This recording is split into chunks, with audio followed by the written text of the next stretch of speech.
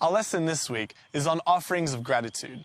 I think that this relates to giving back to God in thanks, whether it be through ministry, the use of our spiritual gifts, or through tithes and offerings. And Pastor Lindell Peterson is going to explore this topic with us.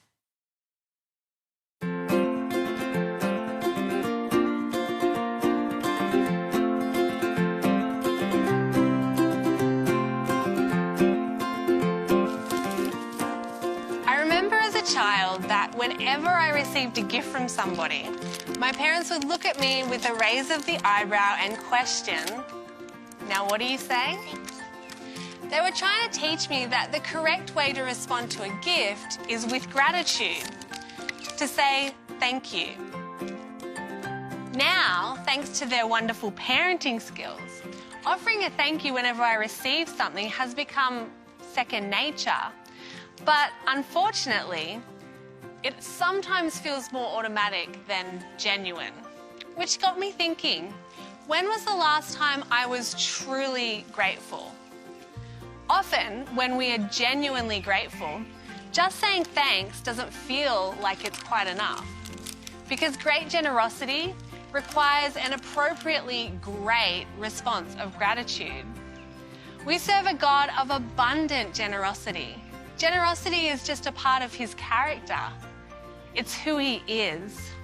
Psalm 145 tells us that with the opening of God's hand, he satisfies the desire of every living thing. How do we know this?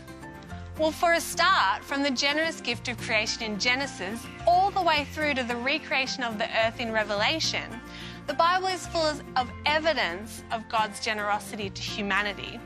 Generosity is an expression of God's love.